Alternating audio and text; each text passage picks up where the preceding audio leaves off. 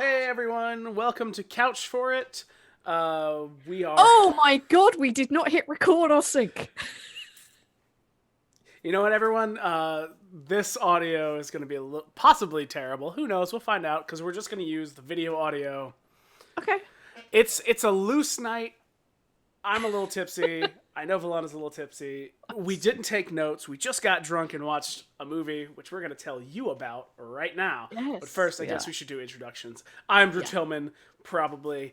Who fucking knows anymore? And I'm always joined by. Hey, I'm Valanda. I'm at the other end of this transcontinental blue couch of reviewing It's a thing. very big couch that we have, and it's usually covered in terrible things because it crosses Currently, the whole probably ocean. seaweed if it's going across the sea. Yeah, I was thinking like But seagull shit. If I'm yeah, being honest, that's it. But one advantage is we're gonna never run out of room if people want to come join us. that's So, true. There's always more room on this big blue couch. That's definitely a children's show. so I'm pretty sure. So after we watched Sabrina, we did our traditional thing of like, let's pick a movie and watch that that's tangentially related. So we watched Hocus Pocus. Oh, And we have God. just finished watching Hocus Pocus.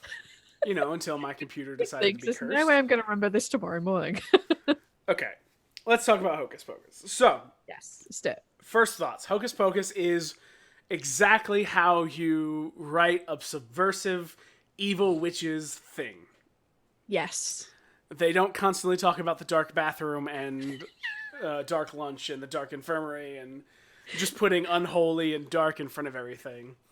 No, they do not. They scream when someone says bless you. That's all you need to subvert the form. It's so good. It's perfect. They see somebody dressed as Satan at some point and they're like, "Oh, master!" Like, Yep. it's great. But let's kind of do what we usually do, which is like a scene by scene chit chat thing. So I also don't fully remember this movie, but I'm gonna try. All right. So the movie opens on Salem back in 1793, Two. 92, Or three. one of those years. I think three. I think three. I think you're right. I think it's 93. I think it's three as well. Yeah, yeah. So it opens in, and some kid wakes up, and he's like, "Oh no, where's my sister Emily?" Because his sister Emily apparently vanished, and he has supernatural senses about where his sister might be located. Yeah, so he goes outside to speak to some Some other guy. dude. Some Yeah. other like 15-year-old kid. And it's like, my sister hath disappeared, and the dude is like, it's okay, for the witches hath done something over here. And we can see this like column of like coloured like smoke. And it's like, that has nothing to do with what the boy just said at all. Well, the witches are doing something. So Clearly. Let's go have a look at the witches, because they might be skyclad, naked. which I love because other random 15-year-old boy and our boy Thackeray at this point are like, the other random boy's like, let's go look at the witches and see if what we can find. And Thackeray's like, no, you go tell my father that where I'm going. I shall go look at the possibly naked witches. And so off he runs barefoot need through to the note- woods. We do need to note, they don't actually mention naked witches. That's just us putting that That's in just that's just us because we're a couple of perverts. there. Yeah. We're a couple of drinks in, we're a little perverted. It's fine. Couple of drinks in. This happens in like the first 5 minutes of the movie. Okay, we're just perverts. Whatever. Which is perfect, yeah. So yeah, So the kid goes running like barefoot through the forest, which is immediately like, dude, shoes. And he comes across this like little cottage thing, right? Yeah. He comes across this little cottage, and it's just your bog standard like old witch's cottage in the middle of the forest. And he does that thing where he like peers in at the windows. I say props to whoever made this house, because it does look probably like an old witch's house in the middle of a forest. It's exactly what you'd expect. It's not too clean, it's not too dirty, it's functional. Yeah. And considering 3 witch sisters live there doing witch things, whatever they do, it's a good house. Like, honestly, I would live in that house. Yeah. I mean, the ceilings may be a little low for us now because we're much taller now that we live in the modern age, but yeah. Yeah, it's fine. It's fine. We can duck. I'll get by. We can duck, yeah. So yeah, the witch's plan is they're gonna brew this potion, which funnily enough, is just called the potion inside their magic book, and steal the life force from Emily Binks. Oh no! Which, I mean, Frozen for me. it's oh, that's not good. I'm not frozen for me. Oh no! You're not frozen on my end. That's... Okay, that's fine. Keep talking. Hopefully, I'm not frozen in a terrible position. So It was not no. So they're gonna steal Emily's life force, which you would think having a baby or someone much younger would be better, because I assume this would work off the principle of the more life you take, the longer you get to live. Whatever. I'm not a witch. Yes. Whatever. So, but old Thackeray Binks, he's the one who's gonna stop it. Yes, because he's a hero. He's something.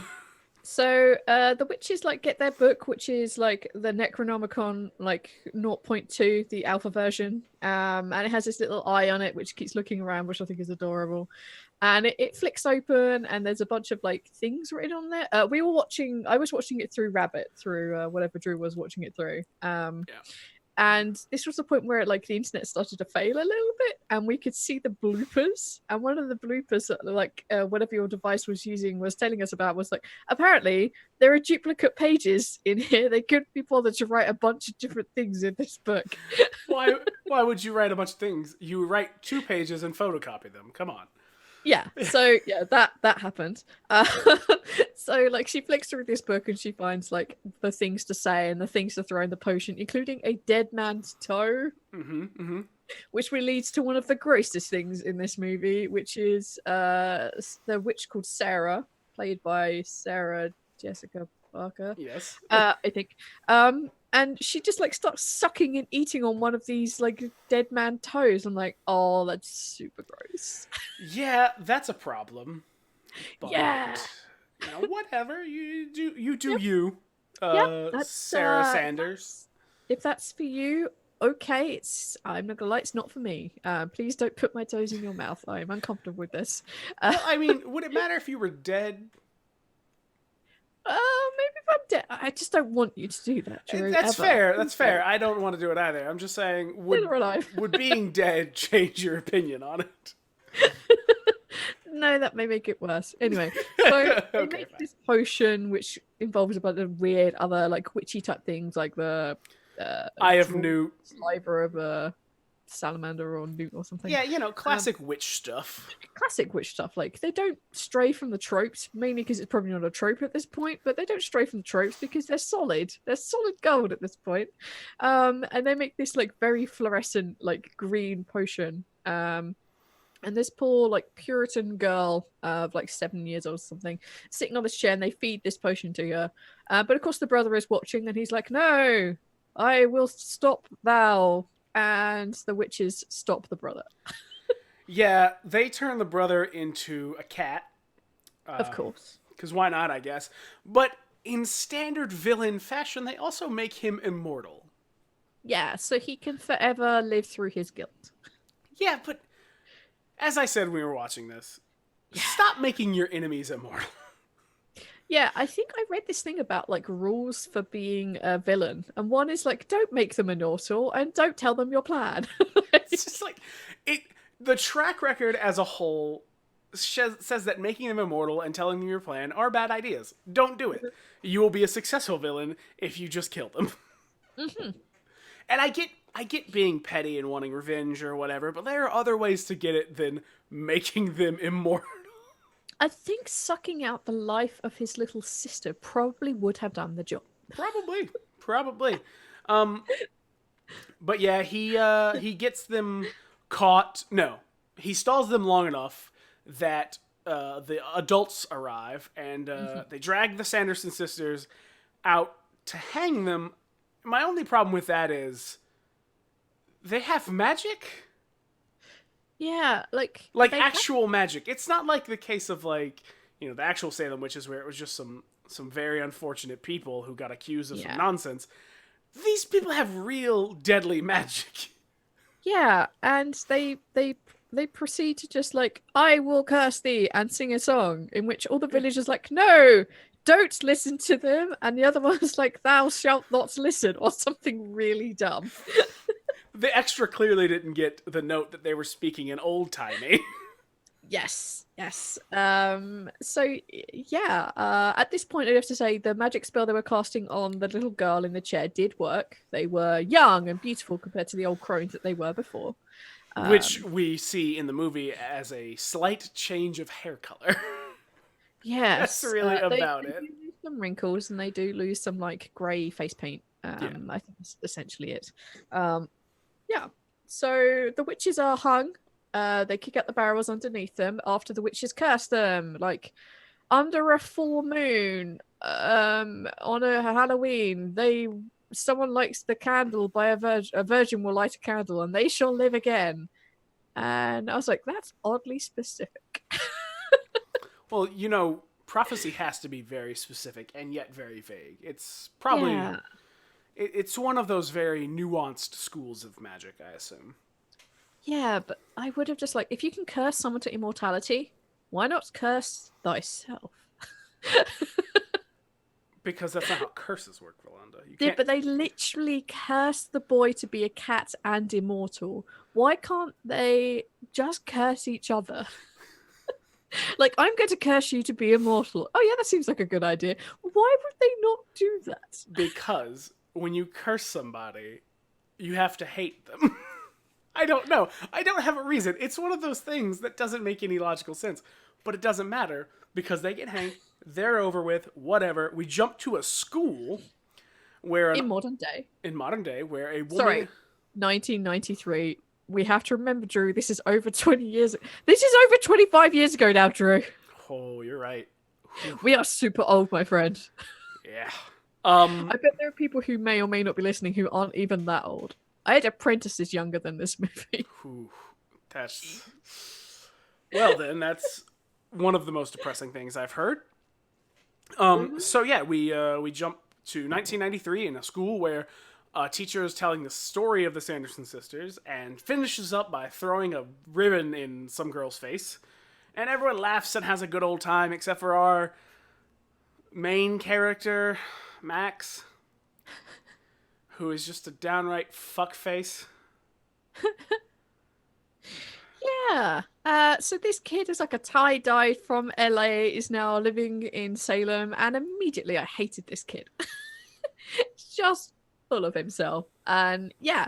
And they decide that, the kids that this kid Max doesn't like, doesn't believe in all this Salem witchy stuff, and it's like completely ridiculous, and everyone else in the class just laughs at him, and this like fairly attractive young rich looking girl is just like schooled him by saying that Halloween isn't crap made by conspiracy theory candy people, is in fact made by the fact that it's All Hallows Eve and all the spirits can return to life, and everyone starts applauding. And I was instantly like, what the fuck? You've never told a story and, gotten people to applaud you for it? No, absolutely never in my entire life has anyone ever applauded me for a story. I wish, as a storyteller, I had this power, but this girl in the middle of a school had this happen. Drew, have this ever happened to you, ever? No one's ever applauded me for anything, honestly. Well, no, I take that back. I was applauded once for falling off of the stage.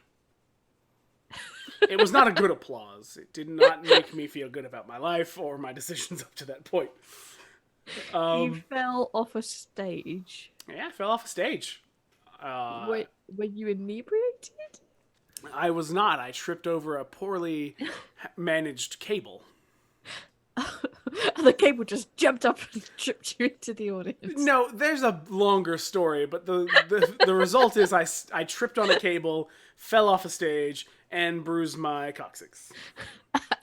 And your pride. And my pride. And the pride damage, yeah. Oh, the pride damage was really bad because I found out a week later people were watching a video of it and laughing about it. Oh. Yeah. Oh, Drew. It's fine. I'm a totally normally well-adjusted adult now. Definitely don't still think about that. Oh, dear. Anyway, so Anyway, moving on. so girl embarrasses our main character, and he decides that this is the best moment to give her his number and try to ask her out. Not a great moment to do that. No, it is not. I need to ask the question: Is that a thing? Like, I've never slipped my number to anyone. I've never had the number slipped to me. Is this a thing, Drew? Is this a thing that people do? I don't know. I've never had that happen either. Okay, either we're terrible human beings and no one wants to slip us their number. Well, I mean, I operate under the assumption that I am some sort of swamp monster that wanders around among normal people, but it's You are all not us.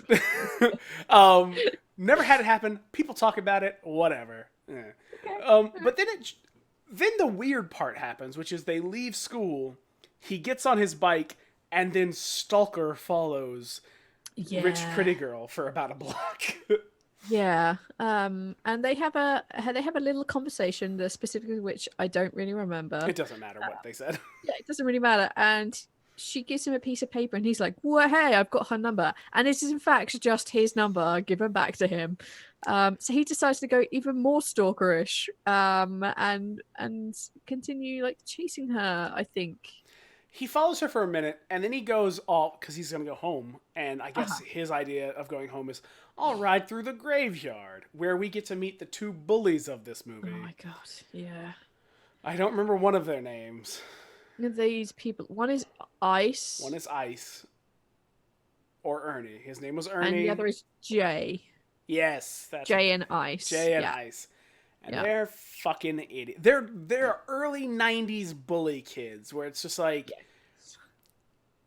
It's like as a very young child, you'd be like, oh, these are bad kids. They might punch me. But as a teenager, you're like, I'm going to kick these kids in the dick. And as an adult, I'm like, these people should never have been born. Well, you can't stop that, but you can kick them in the dick. You can kick them in the dick repeatedly as an Yes. adult. I don't recommend violence to children. That's where I draw the line. But this is like one. These kids are spectacularly assholes. And they basically bully this kid. And they take his shoes. They take his shoes, and then he rides his bike home. Where he's... Oh, wait a minute. We have to talk about the Ice thing. Oh, okay. You want to talk about Ice? Like, this kid starts off being called Ernie. He's like, no, my name is Ice. And then when his friend reintroduces him as Ice, he turns around and the name Ice has been like shorn into his hair. And it's terrible. Oh, like, it is. I feel so bad for that actor if he had that done to him. Like, ow. Hair grows back pretty fast. But here's my biggest concern. I'm pretty sure if you... Let me double check. If you Google Hocus Pocus and go to image searches... Boop, boop, boop, boop, boop. This is happening live, folks. It is. Drew, Google the thing that no one else can see. I need to check something. Wow, I'm actually shocked.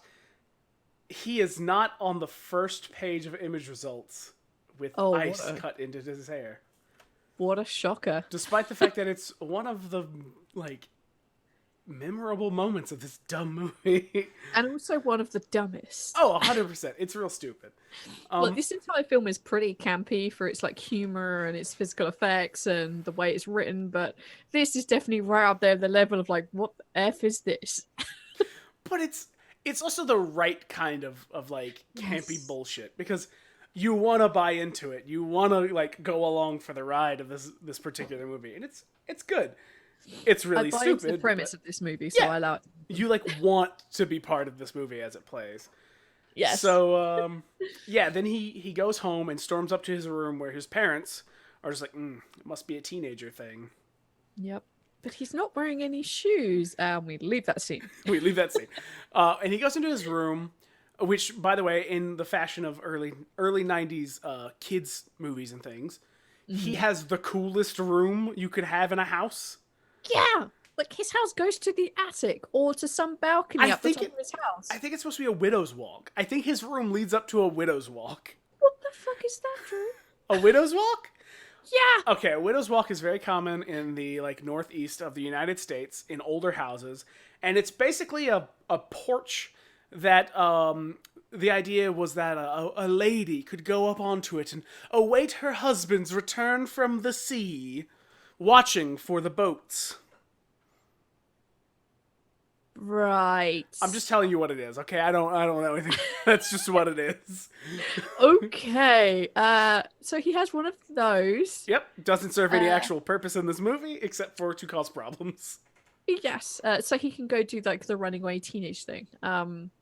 So yeah, he storms off to his room and he starts hugging a pillow and starts like whispering and talking about the girl. I think her name is Amanda. Allison. Okay, I'm clearly too drunk for this. Like he starts like talking about Allison, or he wants to touch her, and he starts hugging this pillow very close to him on the bed. And then his little sister springs out of the wardrobe and tries to scare him. Yeah, his little sister springs out of the wardrobe to find him poorly humping a pillow. Yeah, he's not even humping it, dude. Like he's got to be like 15 something years old or 14 I'm years telling you old. though, it's pre-internet era. Like he doesn't know. I'm sorry, there's a physiological response of your groin moving. Why put the pillow in front of your chest? Okay, it may be his yum. I'm not going to yuck it, but it's interesting. It's also a Disney movie, so we gotta remember that Okay, too. alright, okay, I retract that, like, what the fuck moment. Oh no, I'm going to continue with this, what this fun moment. So he's poorly humping this pillow and talking about Allison, and the sister jumps out. And this kid is possibly the coolest kid in the entire movie. This kid is the coolest thing in this movie. 100%. His little sister Danny she's awesome. She's like this rad fucking girl. And so is Allison. Allison and Danny are like two fucking badass girls who are just like, I'm gonna fucking fight these witches and do all this other shit. And he's just like this fucking bland. Yeah. There's nothing going for this kid, like this boy Max. There's nothing going for him, and I have to say the women in this movie are badass. Like we have three crazy witches with three fairly like different personalities, and then we have Allison and Danny, and they are both like, yeah, let's do this shit. But this Danny kid, is the fucking bomb. She has more balls than anyone in this movie. I love this kid. If she was older, like we got to see Hocus Pocus 2, like 10 years down, this kid would be kicking the shit out of everyone. I love her. Anyway, she basically informs her older brother that they will be going trick-or-treating, and he's like, no, I'm gonna mope a bit more, and I'm not taking you because I say so. And she pulls the traditional young kid thing of screaming for her mum. And thus, they go trick-or-treating. They do indeed, and he wears a baseball cap and some sunglasses and mopes about like a fucking tool. Yes. And is, in fact, a ginormous tool throughout this entire session. 100%. It's in mopes outside of different people's houses. When the bullies turn up and basically demand chocolate from Danny, Danny's like tells them to go shove themselves because they're morons. I'm like, that's a ballsy move. Danny's the kid who's going to be taking like a lot of like self-defense classes, and she's not going to take shit from anybody. And then there's her older brother who's a fucking tool. Yes, who yes, absolutely. But they go trick or treating for a little bit, and then he makes his sister feel bad because he has to make his sister feel bad because that's how stories work. Yes, because they need to have a moment where he's almost human, where he basically says he doesn't want to be living here, and he's super sad and he's super sorry that he told her like he didn't want her in his life, and then they have a little like brother sister like touching-ish moments where he's like, I'm sorry, please forgive me, all this good stuff. Yep. Yeah. And then they go to a house that turns out, well, actually, when she runs away, she apparently lays down in some random hay pile she finds on the street. That's just not safe, kids. No, don't do that. There could be anything in there. Could be anything. Who knows? Hypodermic needles, spiders, dead bodies. We don't know. We don't know what's in there. But they get up and they're outside of a rich person's house, as they call it. And they're like, oh, rich people. They'll make us drink cider and bob for apples. But they still go in. Of course. There you go. They have this like solidarity look between them, like we know how to play this. And they go inside the house and it is like one of those like if you think of like a 19 like an 1800 or 1700 like period fiction kind of like TV drama thing. Think Pride and Prejudice. This is exactly the kind of house that they walk into, except that there's like tacky Halloween decorations everywhere and a big cauldron of candy. I also want to point out that they walk into this house. They don't go up and ring the doorbell or knock and say trick or treat. They just straight up walk into this house as if they've never heard of boundaries or personal space or any of that nonsense. They just walk in and they see some candy and freak out. And then when you know it, Allison shows up. Because it's her house.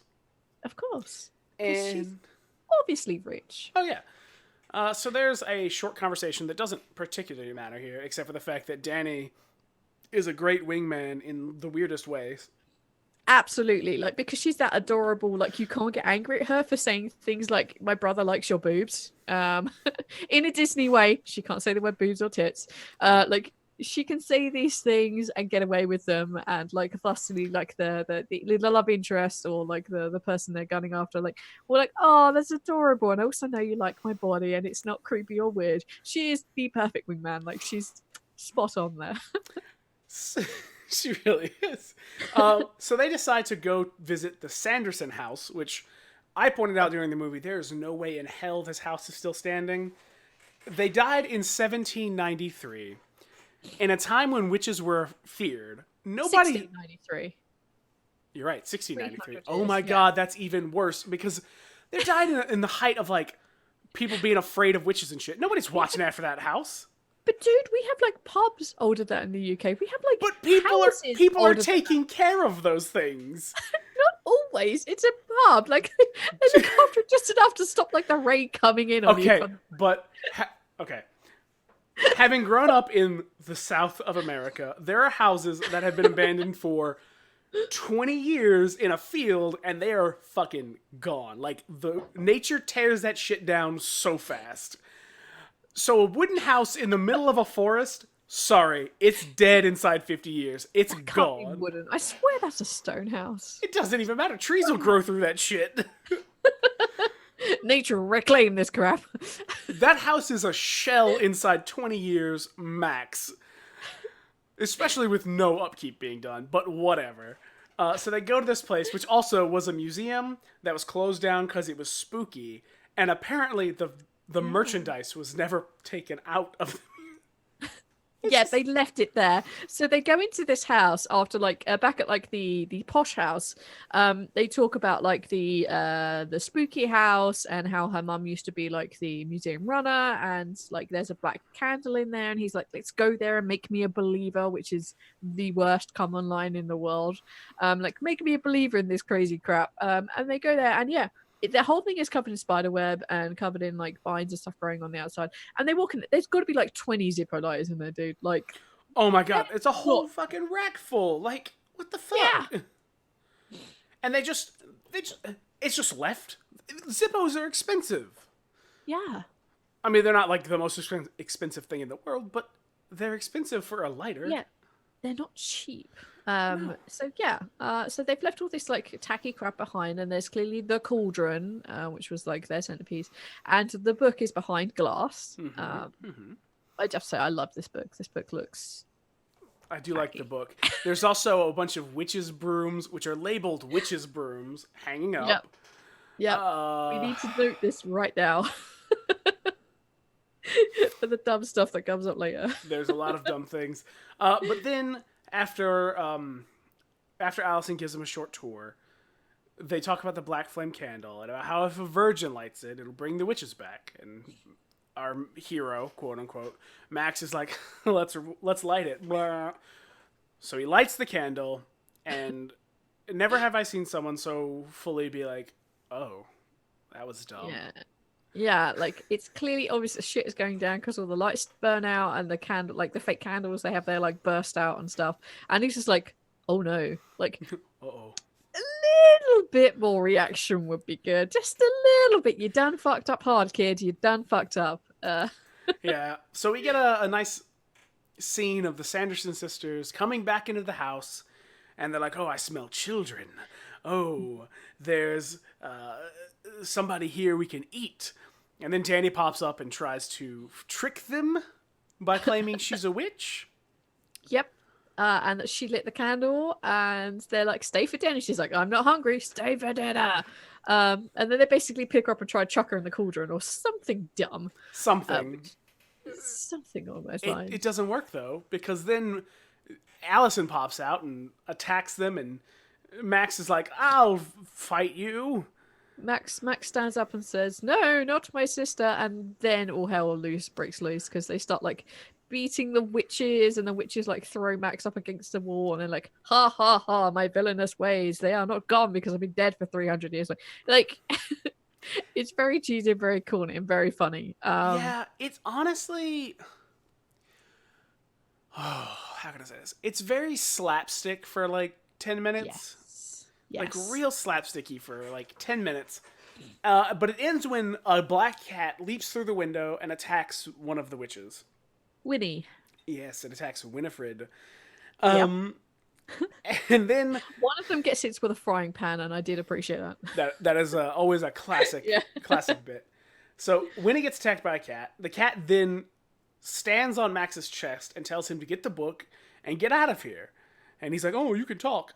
Not the weirdest thing he's seen tonight, because he's definitely been force lightning up a wall. Yeah. But whatever. So he grabs the book and he runs away with Allison and Danny and a talking cat.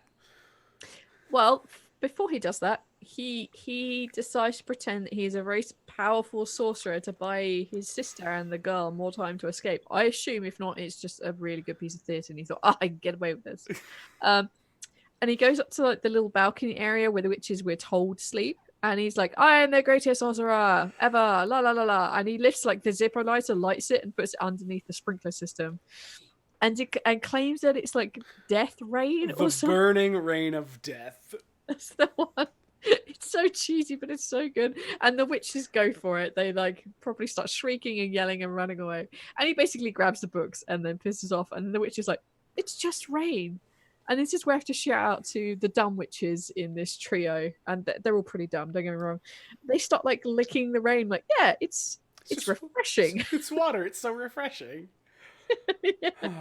So they chase these children outside and come into a road which like, oh, it's a black river, maybe it's not too deep, and Mary and Winifred shove their sister into it, but it's a road, so she's perfectly fine. Absolutely fine. I love their little chemistry, because Winifred's clearly the smartest one and clearly like the most evil of the three. And then you have Mary, who's just bumbling along and getting through, and clearly like the child smeller, like she sniffs the air and always finds the children. Yes. And then you have like the third sister, Sarah, who's just off her fucking rocker and a complete nympho. Like, I love her so much. I would play her if I had played anyone in this movie. It would be her. I love her a bit. She's so funny, so off the wall. She's definitely one of I mean, they're all great in their own way, but like, Yeah. Sarah Sanderson is just some sort of special. So the three witches start walking down the road, and then there's lights and sirens, and they run away because they're scared, which Yes, gives of course. our heroes enough time to make it to a cemetery, because it's hollowed ground and they can't come on hollowed ground, so it's fine. Yeah, that'd be fun. And the cat, who is Thackeray Binks, shows them a grave. A random grave. A random grave of somebody named William Butcherson. And says, oh yes, he was Winifred's lover, but she caught him with her sister, so she killed him and then sewed his mouth shut. Anyway, that was a brief history lesson. Let's go over this way. Like, that's randomly dropped in. That's the whole scene. I know why it's dropped in, because they need to explain where this dude comes from and then like his future motivations, but still, like, that was so randomly put in. Like, they could have put that in the school history lesson and that would have made more sense. They could have done so many things, but it's still funny. And then Thackeray leads them to his sister's grave, which, I don't know if you noticed this, is literally the next grave over at the end of the movie. It is? Yes. It's, so if you're looking at the thing, like, this is Billy's grave. Emily's grave's right here. Okay, so for those of us on a podcast, it's one forward. Yeah, it's literally one forward. At the end, it's like one forward. I'm like, that's so close. What? Which is funny because Thackeray's like, come with me. I want to show you another thing. And it's like, you mean 5 feet away? Yeah, makes it sound like such a trek. Right? But the witches show up and they can't get to them. So they are like, well, we'll get some help here. And Winifred calls Billy back from the dead. To attack the children. To attack the children. So a zombie with the greatest, like, the Cure hair. Yeah, it's like 80s punk rock, like over the top done power metal hair. It's ridiculous. It is, and it's beautiful, and his mouth is sewn shut. Of course. And he starts, she's like, get to the children, and he's kind of like, And Yeah, just it kind of looks like you see Sarah, who is the youngest, most attractive of all the witches. And it's like, well, hey, and then looks over at Winifred like, oh no, not this shit again. This dude has virtually no lines in this, and it's so good. I also want to talk about when he pops up out of the grave, he like sits up, looks around, sees these 3 kids who scream at him, and he's like, ugh. Like he recoils in terror. They run away. It's such a cheesy classic moment where like they see the scary thing and as one they pause and then scream. It's super good. And then Billy looks around, sees his gravestone, and he just has the most defeated shoulder slump, just like, fuck, I'm dead. I knew something bad happened. Yeah. So off they go. They run into Salem's old crypts, which connect to the sewer, and Billy follows them. And the witches land outside the graveyard and begin to plot. Yes. And their plot being, we need the book to make more potion. If we don't take this potion and do the child like life steely thing, we're going to turn into toast dust and we will evaporate if we don't do this by the morning. And then Mary, the kind of like homely witch of them all, is like, I think we need a calming circle. It's adorable. She just like, you're lying. You need this. You're angry, and they just proceed to have this little calming circle. It's just so random and so cute. Like, oh, it's one. They like prance around and like name things that make them happy. It's very cute. Yep. And then a bus pulls up with this like the biggest like asshole on it in the world. It's huge Lech who's just like, "What's up, ladies?" So what do you call this? A bus. A bus. I can take you to your heart's desire. No, dude, it's a bus. I would like to get a bunch of children. Well, give me a few tries. And clearly, dude, Sarah's the only one who knows what the fuck this dude's talking about. Yeah, clearly, because she's the slutty witch. Yeah, she's giggling the whole time. So they get on the bus, and off they go. We cut back to the kids in the sewer for like a minute, but it doesn't matter. Yeah, absolutely. No recollection of what we do back then. No, because the next thing that really matters is they climb out of the sewer with Thackeray on Max's shoulders, and he jumps off. And then we see the bus, and we see Sarah in the bus driver's lap. We see Max duck back into the sewer. The bus hits a speed bump. Yep. And then all the kids climb out of the bus, or out of the sewers, and they're so sad. As they see Thackeray laying crushed by a bus. Yes. And then Mary's like, I smell children. We have to get off the bus. So, like, this is one of the cooler effects they have in there is, like, the reviving of Thackeray the cat. So it's, like, completely squashed in a place. And then just sort of begins to, like, expand. Like, someone's put a balloon inside him and, like, pumping him up. And then, paf, he's fine. I have to say, like, whatever effects they're putting on this cat is super good. It's so much better than Sabrina the Teenage Witch. In places, it's even better than the Chilling Tales of Sabrina. Like, the effects on this cat are so good. There are a few places where they're really rough, but for the most part, it's not bad. Yeah, I think there's only 2 places I'm like, oh, that's super not good. I'm going to give them props because they do the right thing. The cat is mostly CGI, but he's generally in some sort of shadowy environment, so he doesn't stand out as being just a god-awful monstrosity of a creation. it's a good writing like thing of like, oh, we visually can't represent this properly, we'll keep it in shadows best we can, and we'll try not to make it too like front and center. Yeah. But for the most part they did pretty good on it. They did. It So yeah. looks pretty good. There's a few places where I'm like, that looks like a fucking PlayStation 1 game. Yes. But for the most part, it's not bad. Why are we back in Silent Hill? What the fuck is this? Oh, yeah, this movie's from 1993. Yeah. But the witches jump off the bus, and they're confronted by children in Halloween costumes, to which they call them hobgoblins. Yes. And they're like, I smell children, but I don't see children. And there's this little girl one who's dressed like an angel. Yeah. Who says bless you, and they scream, "That's Chilling Tales Adventure of like Sabrina. Take note, that is how you subvert the form." Yes. It was beautiful. Yes, the Sanderson sisters don't call their house the Dark House or their book the Dark Book, or talk about how unholy baptisms and evil. Yeah, your unholiness and unrest in the court. Like, there's none of this bullshit. They just scream at being blessed. It's so good. And then an old man dressed as Satan pops up to scare the children, and they're like, "Oh, it's Master." This is one of my dumb favorite scenes in this entire movie.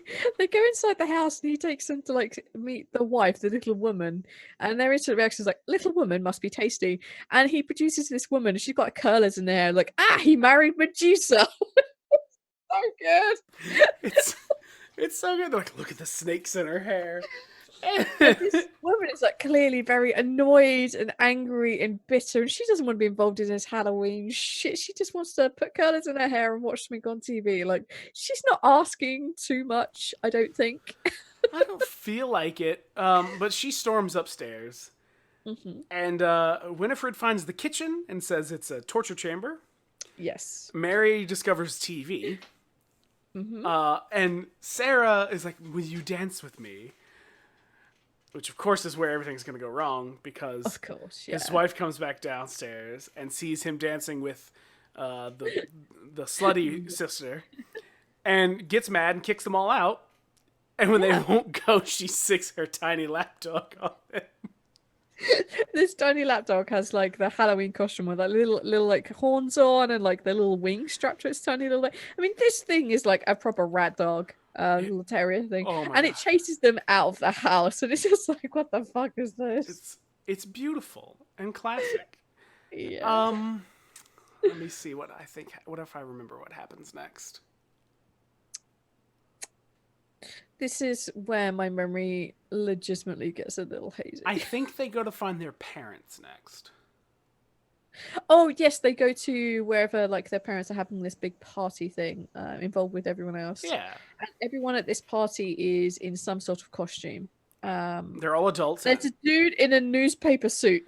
Yeah, which I don't understand, because like you look around, you're like, okay, that person's just like a fish person. All right, that person's this.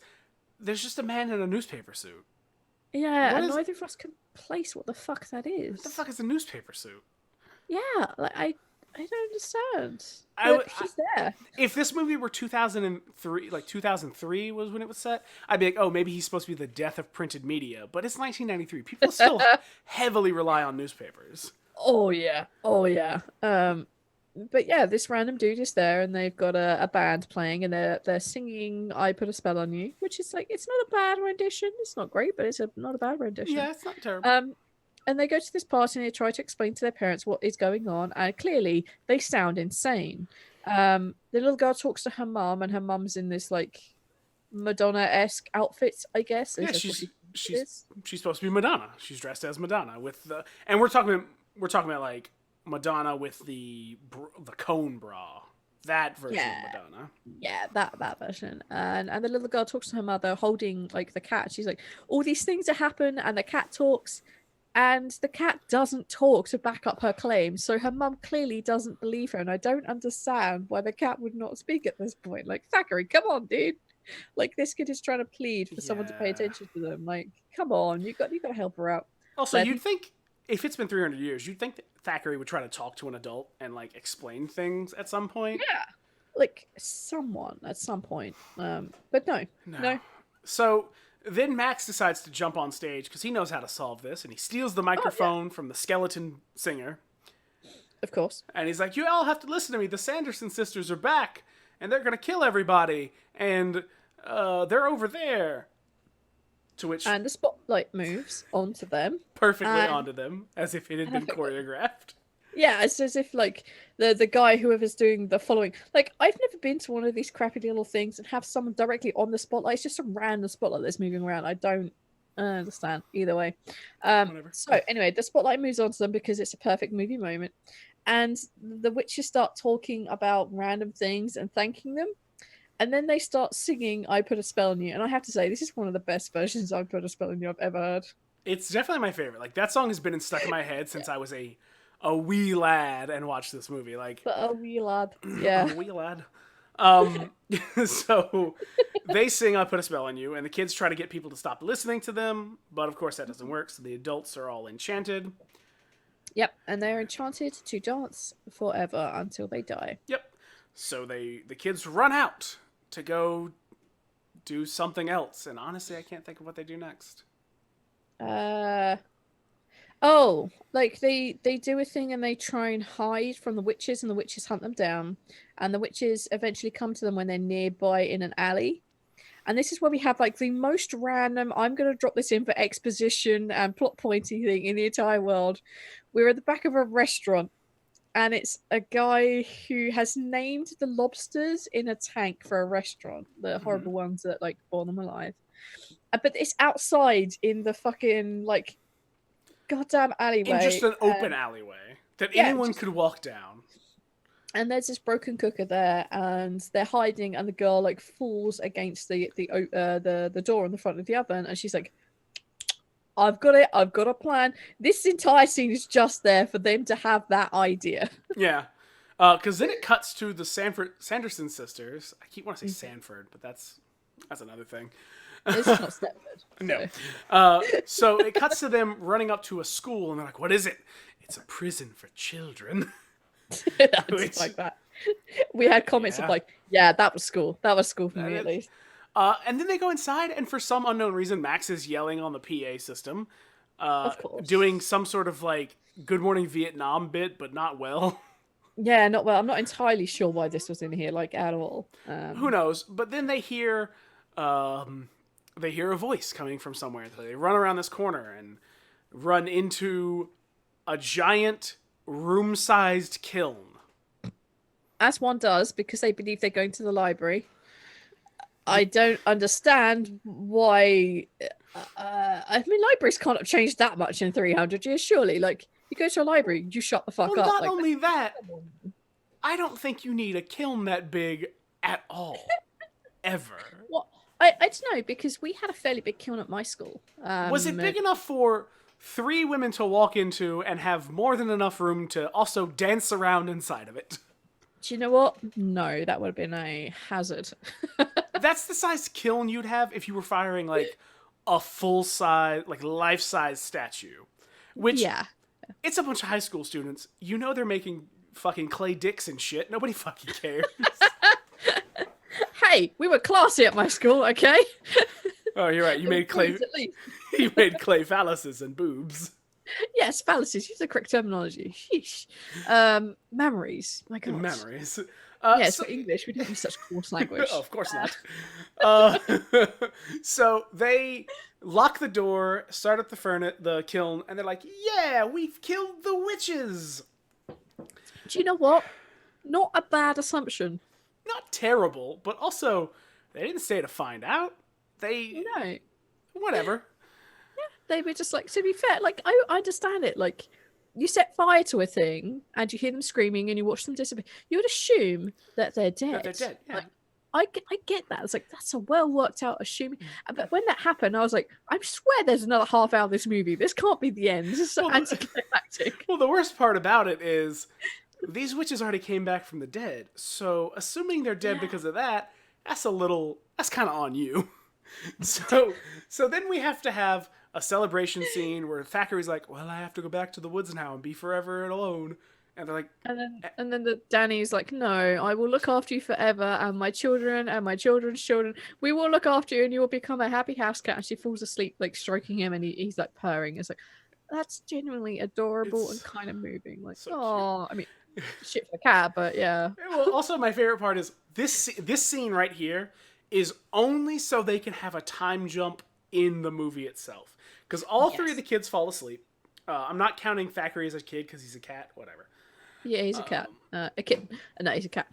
Like they mentioned 3 a.m, and they're surprised that No, their parents haven't come home yet. it's 5 when they wake up. Is it? It's 5 a.m. when they get up. So it's Wow. literally just a moment so they could cut from whatever time it was to 5 a.m. Yep. so they can wrap this Yep. movie up in a half hour. We've got half an hour. Chaps, let's do this in 2 hours in movie time. So yeah, I don't really remember what happens here, Drew. I have no... Okay, so the Sanderson sisters are back at their house trying to remember how to make the potion. Oh right, yeah, because we see a scene where they turn into green smoke and it goes out the chimney above this kiln. And then after like everyone falls asleep and I'm like, please don't end up being with this chick because she's too good for you. We see like the smoke go back down the chimney and the witches reform and the door blast out, and then they go back to the house to try to make the potion. Yes. Yeah, that's right. Yeah. To which Winifred can't remember how to make the potion, so she calls to her book, which looks around the room, and then the kids wake up and they're like, "Oh, it's 5 a.m. That's weird." And Allison's like, "Let's open the book, even though we were told not to. I'm a teenager and I'm an idiot." So they open the book, which shoots a big beam of light into the sky. Of course. That they apparently don't notice. And then, Might be a witch thing. might be a witch thing.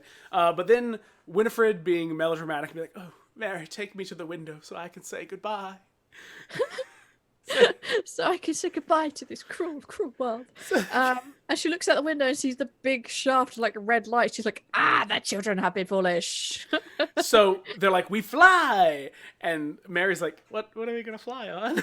Yeah, probably note at this point they were flying previously on brooms, which look cool and rad as fuck. They were old school brooms, yeah. They were stolen by mini versions of the Sanders sisters, and we were just like, how do they know what they look like? Why are they wearing the similar color things? No one would know this. So yeah, these 3 little girl kids like steal these brooms so they don't have them. So they decide to go to the closet to find new brooms, and there is a real straw broom. Yeah. There is a pop. And I'm like, what's the other one? Do they just need phallic items to fly around on? Apparently. And the last one comes out with a Hoover. Yes. What the fuck is this? So off she flies on a vacuum cleaner. Yes. And they fly to... then Allison and Max go downstairs, because in their reading of this magic book, which, again, has the weakness of the witch inside of it, which... Yeah. Let me say, if I was an immortal, crazy magic monster thing, I wouldn't be writing my weaknesses down places. No, I would make sure that page got tore out of my book. I would make active efforts to destroy those things. Yeah, exactly. Like, why would you have that hanging around? That's clearly a flaw in your plan. So they go to get some salt from downstairs. Yes. And they come back upstairs and they're like, "Oh, Danny, it's time to get up." And they poke the bed, to which Sarah leaps up and she's like, "Hello, children." And Mary and Winifred come out of the closet holding 1 Danny and 2 a sack of cat. Yes. And the book, I A sack guess. containing a cat. Yeah. There's a book on royalty somewhere, and I don't know which one of them has it, but I'm pretty sure it's probably Winnie. Probably. So they're just like, ha ha ha, I'm an evil witch. Fly away. No, they first attack Max, and then Allison throws salt around in a very loose definition of a circle. Yeah. Yeah. And they're like, clever little white witch, which, first of all, okay, I guess. Then they're like, it doesn't matter, we're going to leave and become immortal, so whatever, bye. So they fly away and blow up part of the house as they leave. No one questions this. Of course not, no. Like, I would not want to explain that to their parents. Like, no freaking way. No. So then they look outside, and then Winifred's like, "Call them to us, Sarah." So there is the scene where Sarah sings a song on top of her broom to call all the children to them. Because they want to live forever and ever, which requires them having a lot of children to do such a thing. Yes. Not a bad plan, but also kind of dumb one. Like, is probably too much to handle. How much younger they want to get, because Sarah is actually pretty young. I think she's in her early 20s by the looks of it. She gets much younger, she will be a child they can feast upon. Well, also, another problem with this is the fact that apparently immortality is not too hard to get, but they're really struggling with this whole, like, potion that steals life essence from children. But apparently all you need to be is a cat, so... Yeah, that's Anyway. Yeah. So, I had to bring this up because I will never be forgiven if I don't. There's a bit like, you know what I'm talking about. There's a bit where Sarah is singing on the broom, and apparently that was an awakening moment for most guys. And I didn't see it. I didn't understand it until one particular moment. And I was like, now I see it. I might be drunk enough to see it now. So, yeah. No, it's definitely a little bit more raunchy than it needed to be, and way more suggestive than it needed to be, to have all these children suddenly start arriving towards where they're doing their witchy things. So, yeah. That was that. It was definitely... it's definitely a scene. Yeah, yeah, I understand why they needed that scene, so they could have all the children arrive and like continue their evil plans and slow down the other kids later on. But that was definitely way more sexual than it needed to be. Considering it's a child's movie, yeah. Yeah. But whatever. So Max and Allison are like, we have to go help them. They get into a car. They steal one of Max's parents' car and drive to the Sanderson house, despite the fact that they're going the opposite direction of the children, which I don't get, because the children are going to the Sanderson house. Yeah. Why are they going the other direction?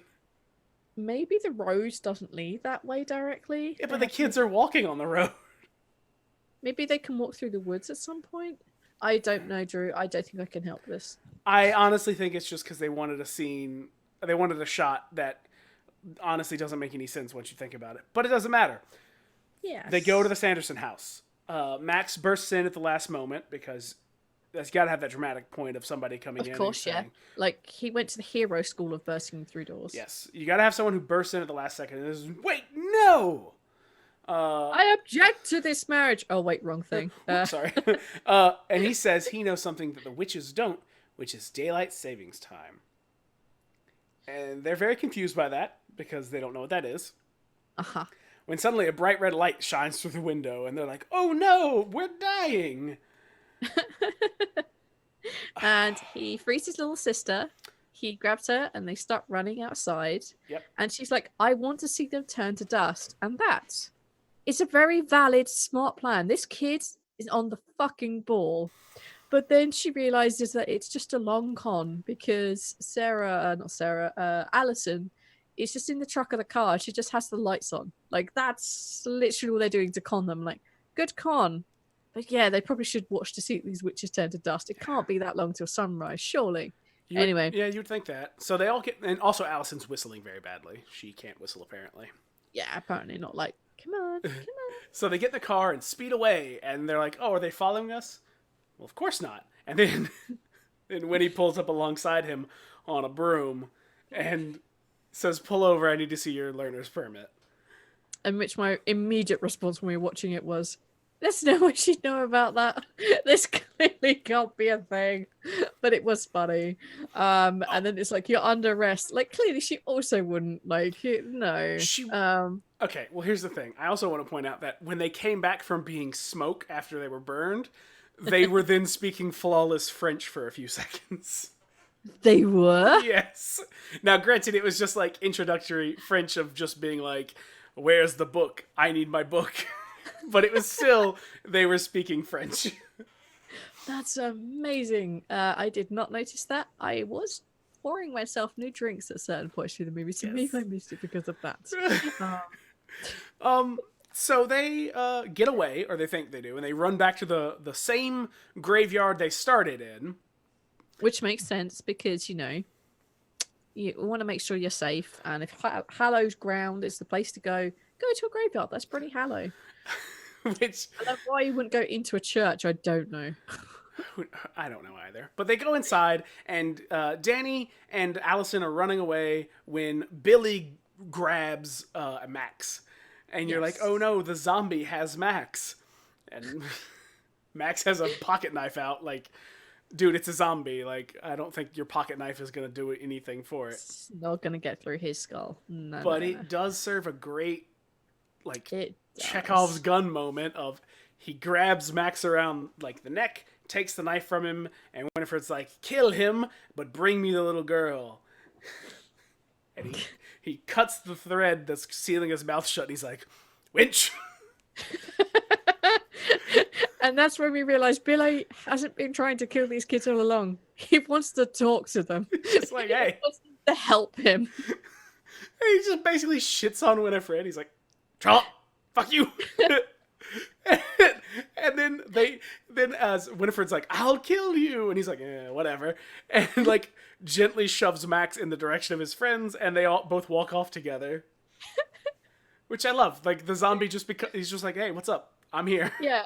And like the girls go to attack the zombie. He's like, no. He's a good zombie. And immediately Danny's like, hey, sup, yo. How's it going? And then they're like, we're going to make a circle of salt to protect Danny. And they do so, but they make the circle of salt around Billy's grave. And Billy helps Danny into the grave. He's like, you'll be safe in there. In my grave. Do you know what? No. That would not make me feel comfortable. Well, there's a lot going on. You know, it's sort of like one of those things of you do what you got to do. Yeah. And then there's something weird with the witches at some point. Like, I got very lost in this scene because one moment Danny is in the grave. She's standing in the grave, not laying in it. She's standing in the grave surrounded by salt. And then, so far as I recall, the next moment she's being dragged by Winifred onto her broom. I don't know how we got from A to B through. She's in the circle of salt where nobody can get her. Max and Allison and Billy are all kind of fighting the sisters. Oh, I remember, because Winifred flies by and kicks Billy's head off. So she climbs out of the circle of salt to throw his head back at him, which is when Winifred catches her. I have to say, like, them knocking his head off is always the funniest thing. I think it happens twice in this movie. It happens twice, yes. And then she's holding Danny, and she tries to force her to drink the last of this potion. And Danny slaps it out of her hand, where it falls, and Max catches it, and he tries to bargain it for his sister, and they're just like, no. So he drinks the potion. Which is probably the least dickish move he has ever made in this entire movie. It is the only thing that has ever redeemed him in this entire movie, was that one act of, I'm going to drink this potion. That was it. That's the only thing I liked about this kid. Yeah, pretty much. And so he drinks the potion, and Winnie's like, fine, I'll eat your soul. I don't fucking care. So she starts to suck his soul out.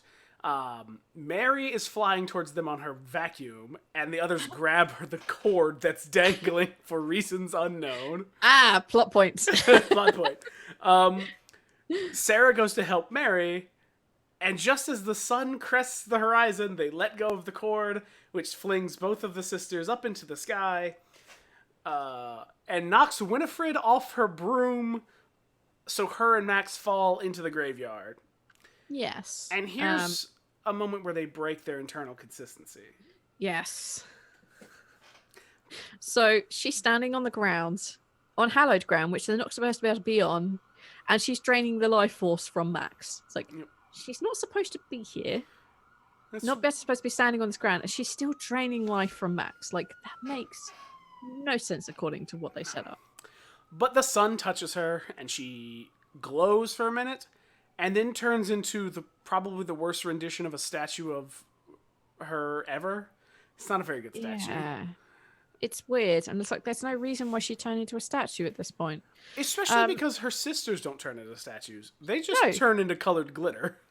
They do. They just like poof, and then they're colored glitter with some appropriate final words, which are usually like "oh no" and yeah, and then the statue turns into glitter also. Yep. And I'm left thinking, why did she turn to stone? I don't understand. It didn't serve any purpose, like at all. No. But she turns to the glitter, and they're like, oh, we've saved the day. Where's Thackeray? Thackeray's dead, kids. Sorry. He got thrown around or something, and he died. But then they look up, and they see Thackeray, and he's a ghost boy. Yeah. And he's like, I'm finally free. You saved me, Danny, even though you did nothing. But that's fine. Even though Danny did absolutely jack shit. She was the bulliest character in Oh, this. she though. was, but she didn't do anything in that final fight. No, she did absolutely nothing apart from help them like a whole Mary back with the cord. Yeah. Like that was kind of it. But yeah, like then they bonded. I guess he needed to thank her for something. I guess, And but then he gets creepy. Yeah, and then it gets super creepy. And then like the little sister, his little sister Emily turns up, and they're like, "Why were you so long? Let's go walk into the sunlight because that's what we do as ghosts." And then he leans across to Danny and is like, "I will always be watching you, Danny." Okay, maybe not that creepy, but you understand the context. He says that to her, they kiss each on the cheek, and then they disappear into the sun. It's like, oh, that's spooky. Like, I would not always want a spooky, like, spooked specter around me all the freaking time. There are things I do in which I do not want that. And I'm like, at that point, she's like a 7 or 8 year old girl. Okay, No! Valanda, I'm just going to tell you the stats are there's like 3 ghost butts on you at all times. So, just saying. No, there can't be 3 ghost butts on me because I think more people are alive now than have ever been dead. So the chance of me having a ghost butt is I think that's backward. I'm pretty sure there's more dead people. I don't actually know. Well, it's like 8 billion plus of us right now. Like, there's a fair bit of us. Like, I think just about to Google this. I'm Googling right now. Oh god, I saw the reflection on your face change. Yes. Let's see. BBC News. BBC. Okay, internet, come on. Come on, internet, do not fail me. I swear this is a true thing. If not, it's a drunk true thing. Drunk true thing. This is not easy to fucking... Okay, it says there's no actual good answer because for 99% of human history, there's been no data. Fair. Regardless, I agree. I don't want a ghost watching me all the time. That's just no. But they go home where they've saved the day and Max has learned not to be such a big fucking whiny baby. Of course. Allison, for some reason, is going to date him now. Danny's just still real cool. Oh, and Billy Bones, which is not his name, but Billy goes back to bed, quote unquote. Yep. Where because he gets back in his grave. Yawn and falls backwards. Yeah. And they go home, and then like that's it. That's the whole thing. That's the whole thing. That's it. That's it. And then we cut to credits, and during the credits, we see what happened to the parents. Yeah. And all the adults, and they all come out of this party like the curse having been broken. And like the parents, his parents come out, and they're just like, "Wow, this place is wilder than LA." And then they leave. Yeah, that's it. I do have to shout out the dad because he did an amazing dad's joke. Oh my god. Which we skipped over, but it was so bad. Like, it's like, what are you? Are you Dracula, a vampire? And he's like, no, I'm Dadula. Also, want to point out he's wearing like a Dracula cape, but he's also just wearing pajamas. Yeah, it's not a good Dracula. I don't know what he's supposed to be. Is he supposed to be Dracula? Is he actually Dadkilla? In which case, that's a pretty solid dad joke costume. Yeah, it could be. It could well be. Their mum clearly put effort in. Yeah, he clearly. Like, I'm just gonna like get a like a. He grabbed. It'll be fine. Yeah, he grabbed a cape out of the rummage bin and was just like, whatever. Yep. That's clearly what happened in this situation. But yeah, and that's the entirety of the movie. Yeah, that's it. So, Valanda, you're still unsure whether or not you've seen this movie before. So, what are your thoughts on your initial impression? I honestly think this may have been the first time I've ever watched this movie. Like, I was convinced I'd watched it. I was convinced I remembered things, but clearly I didn't. I think I might have been thinking The Witches of Eastwick, which maybe we should watch when we watch, if we ever can bring ourselves to watch season 2 of Sabrina. It might be worth watching. I don't think I've ever seen this before. This is camp as hell. It's definitely a 1990s, late 1980s movie. It just has that feel to it. And it's just so funny. Like, the women in this are complete badasses. Danny, and I've said this before, don't really like child actors. I find them to be kind of not always good. She's hilarious. The character is great. 100%. Yeah. And they don't do the thing where they make like the lead boy and the lead girl like these are definitely together now. No, there's none of that crap in here. It just ends in the graveyard. Yeah. They know how to end this movie, and it's good and funny. And yeah, some of the effects are a little, but they're 1993 effects. That's exactly what you'd expect. And I liked this movie. Dumb and funny and good, and the chemistry between the witches are hilarious. So good. What about you, Drew? What are your not first impressions? I mean, this is one of my favorite movies of all time. I've definitely seen it on and off, like every couple of years. I definitely have somehow like managed to watch it for whatever reason. It's definitely up there. Like it's never. This is probably like my 20th time seeing this movie, and it's still just as funny. Like, Wow. like it's still just as funny. Yeah. It's been a while since I last saw it, but I think the last time I saw it was college. I think it was on one of the rotations for Halloween movies we did. Still, definitely a good movie. I love it. I love every second of it. It's very trope heavy and it's very slapstick, but it's genuinely very funny despite all that. Like It's very well written. Like, yeah, you get these moments of just like trope, and then it goes back to the story. Like, it doesn't just like beat you to death with the trope, and even when it throws a trope in there, it does it in such a way that you want to buy into the whole thing. You're like, yeah, okay, yeah, sure, why not? yeah. Like we were. I was drinking a lot more than drink, but like we were drinking through it, and it was genuinely hilarious. I think I would have found this hilarious even without the alcohol that I have consumed right now. Like, genuinely a very funny movie. It's definitely slightly dated, but it's not so dated that you can't watch it. Not like Invasion of the Body Snatchers, which was so dated and so terrible. This isn't, and this is good, and it's good to see like powerful female characters. And I would love to see Danny, like if there is a Hocus Pocus 2, and I think there might be because of the stupid little research I did just before we watched this movie. I would love to see an older version of Danny because clearly she's going to kick the shit out of everyone. Okay, so Hocus Pocus 2 is happening. The last news I saw for it was sometime this year. It's going to be a TV movie that will come out on Freeform or possibly Disney's new streaming service. Oh boy. Both of which I don't like because, and here's the reason why. Disney has gotten real bad about teenage movies where like, because this movie's like, it's like young adults, like teenager, early teens. And it's goofy and weird, but some of the new stuff on Freeform is just really bad.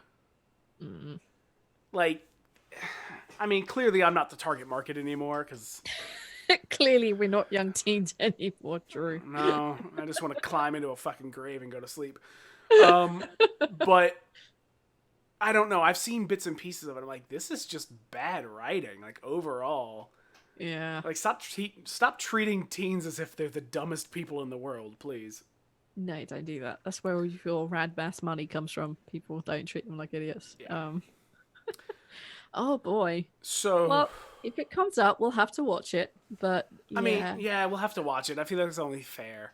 So I'm gonna give a rating, which my rating is 5 broomsticks. Sorry, 100% 5. Done. Boom. I'm gonna give it 4.5. There are things that definitely could have been slightly better. But I did love this movie. This movie is definitely good. Like, I know there are some movies which I definitely consider like 5 stars. This is definitely like a 4.5 broomstick. Like this is dumb and funny and culty, and I love it. It's so good, and I'm glad that this may be the first time I've ever watched it. Oh, it's a good one. Also, we're unfortunately changing our time again. Yep. This time slot may not last very long for reasons that in the future will become very clear, but I'm not sure yet. For the moment, everybody, our new time slot is going to be Friday at 11 p.m. Eastern Time. It's a little bit late, but it's when I get home from work on Fridays because my weekends are generally slam-packed full of other things that I have to do. That being said, we hope you will continue to come watch us because we're going to review Castlevania, the animated so Netflix excited. series. So excited. We're going to do a couple of episodes at a time because they're only short episodes. Yeah. So exactly how many we decide to do, we will let you know at the beginning of the next episode. We'll figure it out. We'll find out and let you know.